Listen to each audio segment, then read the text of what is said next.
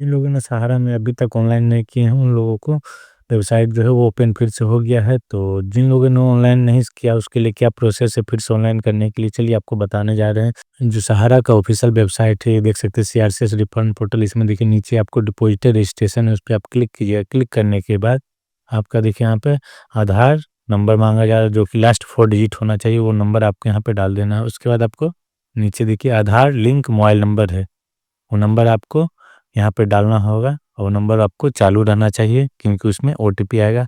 वो नंबर आपको यहाँ पे डालने के बाद नीचे देखिए कैप्चर कोड है, कैप्चर कोड आपको डालना होगा।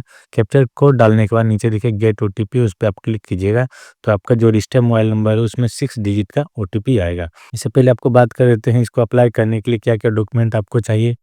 इसमें आपको एक पासपोर्ट साइज फ़ोटो चाहिए और आधार कार्ड से बैंक खाता लिंक होना चाहिए।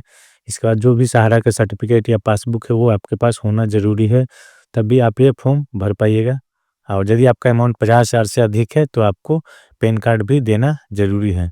यदि आपके पास पैन कार्ड नहीं है तो आपका ये फॉर्म इनकम्प्लीट रह जाएगा, इसलिए सब डॉक्यूमेंट आपके पास है तभी आप ऑनलाइन करने के लिए प्रोसेस शुरू कीजिएगा। उसके बाद हम लोग का रजिस्ट्रेशन हो गया है। रजिस्ट्रेशन होने के बाद हम लोग फिर से डिपॉजिटेड लॉगिन पे क्लिक करते हैं। यहाँ पे क्लिक करने के बाद आपको फिर से वो आधार नंबर आपको डालना है, लास्ट का 4 डिजिट। उसके बाद आपको मोबाइल नंबर डालना है, उसके बाद लॉगिन कर देना है कीजिएगा। उसके बाद आपको नेक्स्ट करना है। नेक्स्ट करने के बाद देखिए यहाँ पे फुल डिटेल आपको पास यहाँ पे आ गया है, कौन सा बैंक लिंक है, नाम क्या है, पिताजी का नाम क्या है, डेट ऑफ बर्थ क्या है, सब यहाँ पे ऑटोमेटिक आ जाएगा। उसके बाद आपको यहाँ पे नेक्स्ट कर देना है।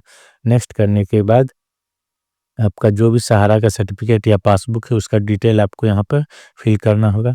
तो हम लोग ने यहाँ पे देख सकते हैं, सबसे पहले आपको दिख रहा है यहाँ पे सोसाइटी नेम। सोसाइटी नेम में आपका जो पासबुक है उसका हेडिंग में आपका ऊपर लिखा हुआ रहता है कि क्या सोसाइटी का नाम है, वो आपको यहाँ पे सेलेक्ट करना है। उसका देखिए यहाँ पे स्कीम नेम, ये आपका ऑप्शनल है, डाल भी सकते हैं नहीं भी डाल सकते हैं, डालना चाहते हैं तो डाल सकते हैं। और सहारा का जो सोसाइटी का नाम उसका नीचे में ही ये आपको लिखा हुआ रहेगा कौन सा स्कीम का किया हो, वो आपको यहाँ पे सिलेक्ट करना है। उसके बाद आपको मेंबरशिप नंबर डालना कंपलसरी, जो कि आपको सही सही डालना है। यदि आपका ये मेंबरशिप नंबर गलत होता है तो आपका डिफिशियंसी आ जाएगा, तो ये नंबर आपको सही से डालना है। उसके बाद आपको अकाउंट नंबर डालना है, अकाउंट नंबर आपको नीचे देखने को मिल जाएगा। सर्टिफिकेट नंबर या पासबुक नंबर सबसे ऊपर में कोना साइड में आपका लिखा हुआ रहेगा, जो कि प्रिंटेड रहता है। ये आपको ऊपर में लिखा हुआ रहेगा बड़े बड़े अक्षर में, वो आपको सर्टिफिकेट नंबर या पासबुक नंबर डाल देना है। उसके बाद देखिए नीचे अकाउंट ओपनिंग डेट, जिस समय आप सहारा का स्कीम ओपन करवाए थे या पासबुक में आप आरडी करवाए थे उस डेट में आपको पासबुक में ही मेंशन किया हुआ रहता है किस दिन को आपका ये ओपन हुआ है, वो डेट आपको यहाँ पर सेलेक्ट करके डाल देना है। डिपॉजिट या कंट्रीब्यूशन अमाउंट है, जो आपका जमा अमाउंट जो आप सिर्फ जमा किए हैं इंटरेस्ट को छोड़ के, और यदि आपका पॉइंट कन्वर्जन किया हुआ है तो फिलहाल के लिए आपका जो कन्वर्जन अमाउंट है वो आपको यहाँ पे नहीं डालना है। सिर्फ सर्टिफिकेट का जो बेसिक अमाउंट है जो कि डिपॉजिट है या फिर आपका पास पासबुक है उसका जो डिपॉजिट अमाउंट है वही डालना है। यदि उससे आप कुछ भी एक्स्ट्रा अमाउंट डाल देते हैं या फिर आप कन्वर्जन को ऐड करके और जो डिपॉजिट अमाउंट उसको ऐड करके डालते हैं तो आपको फिर से इसका डिफिशियंसी आ जाएगा। तो ये बात को आपको ध्यान रखना है क्योंकि इसका जो प्रोसेस है कुछ चेंजिंग किया गया है, तो वो आपको सही से डाल लेना है। उसके बाद आपको जो सर्टिफिकेट है उसको आपको स्कैन करके यहाँ पर डालना होगा, जो कि जेपीजी फॉर्मेट या पीडीएफ फॉर्मेट में होना चाहिए, और इसका जो साइज है वो 200 केबी से कम होना चाहिए। तो 200 केबी तक करके यहाँ पे स्कैन कर लिए। उसके बाद आपको ऐड क्लेम पे क्लिक कर देना है। ऐड क्लेम पे क्लिक कीजिएगा तो उसके बाद आपको देखिए नीचे आपका ऐड हो गया है। और यदि आपके पास एक से अधिक सर्टिफिकेट है तो आपको फिर से ऊपर में यही सेम प्रोसेस को करना है। जैसे हम लोग का फर्स्ट में आपका एक सर्टिफिकेट था वो हम लोग डाल दिए हैं, उसके बाद हम लोग का एक और है वो एमआईएस है। एमआईएस को भी हमको इसी तरह से डिटेल करना होगा। फिर जैसे यहाँ पे देख सकते हैं सबसे पहले हम लोग का सोसाइटी का नाम डाल दिए हैं, ये सहारा यूनिवर्सल मल्टीपर्पज सोसाइटी, वो हम लोग यहाँ पर डाले हैं। उसके बाद स्कीम नेम ये ऑप्शनल है लेकिन हम लोग के पास अवेलेबल है इसलिए हम लोग यहाँ पे डाल दे रहे हैं। ये हम लोग स्कीम नेम यहाँ से सेलेक्ट कर ले रहे हैं। उसके बाद देखिए मेंबरशिप नंबर, ये भी मेंबरशिप नंबर आपको यहाँ पे डालना कंपलसरी है। मेंबरशिप नंबर डालने के बाद आपको ये भी बात का ध्यान रखना होगा कि यदि एक सोसाइटी से अधिक सोसाइटी में पैसा डिपॉजिट है तो यदि उसका मेंबरशिप नंबर डिफरेंस है तो उनका भी डिफिशियंसी आने का पूरी संभावना रहता है। लेकिन उसका एक उपाय है, आपका सबसे पहले एक जो डिफिशियंसी है वो क्लियर हो जाएगा और एक डिफिशियंसी आ जाएगा, तो आपको एक का जो सर्टिफिकेट का पैसा वो मिल जाएगा, और जो एक से अधिक सोसाइटी का अलग-अलग मेंबरशिप नंबर है उसका आपका पैसा अभी नहीं दिया जाएगा।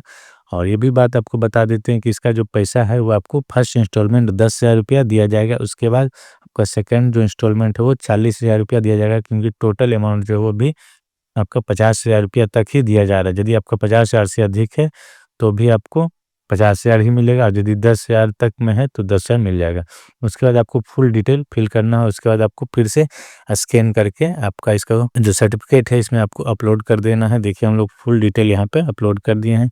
उसके बाद ऐड क्लेम पे करते हैं, तो देखिए हम लोग का नीचे 2 डिटेल आपका फिल हो गया है, और 2 सोसाइटी का सर्टिफिकेट था, दोनों हम लोग का यहाँ पे फिल हो गया। और यहाँ पे देख सकते हैं मेंबरशिप नंबर दोनों अलग है, तो इसमें डिफिशियंसी आने की संभावना है, लेकिन फिर भी रिसबमिशन करते समय इसको देखा जाएगा। उसके बाद आपको नेक्स्ट कर देना है। नेक्स्ट करते के साथ आपका कुछ इस तरह का इंटरफेस आएगा, उसमें आपको जनरेट क्लेम रिक्वेस्ट फॉर्म को क्लिक करके डाउनलोड फॉर्म पर क्लिक करना है।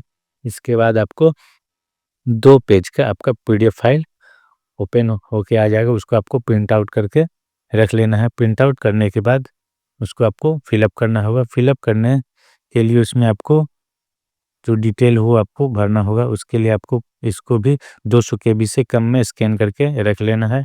और यहाँ पे फाइल आपका जो वो 2 पेज का है, 2 पेज में आपको फ़ोटो लगाना है और सिग्नेचर आपको नीचे में करना है, और उसमें कुछ डिटेल यदि छूट गया होगा तो आपको उसमें हाथ से लिख लेना है। जैसे हम लोग यहाँ पे डिटेल देखिए एड्रेस में छूट गया, तो हम लोग हाथ से लिख के इसको पीडीएफ में अपलोड कर दिए हैं। अपलोड करने के बाद आपको नीचे देखिए इस तरह का ये इंटरफेस आ जाएगा, जो कि आपका ये रिसीविंग हो जाता है। इसको आपको प्रिंट आउट करके रख लेना है। ये आप 45 दिन तक वेट करना है कि आपका इसका पैसा भेजा दिया जाएगा या फिर इसमें कुछ प्रॉब्लम रहेगा, वो आपको इसी में मैसेज के द्वारा बता दिया जाएगा, या फिर आपको स्टेटस में जाके आप प्री सबमिशन करते समय भी चेक कर सकते हैं, या डिपॉजिटर लॉगिन में जाके भी इसको आप चेक कर सकते हैं कि क्या कारण से इसको आपको डिफिशियंसी आया है या पैसा नहीं आया। आशा करता हूँ आपको वीडियो इन्फॉर्मेटिव लगा होगा। तो इसी तरह के वीडियो देखने के लिए प्लीज़ चैनल को लाइक करें, सब्सक्राइब करें। मिलते हैं फिर नेक्स्ट वीडियो में। धन्यवाद।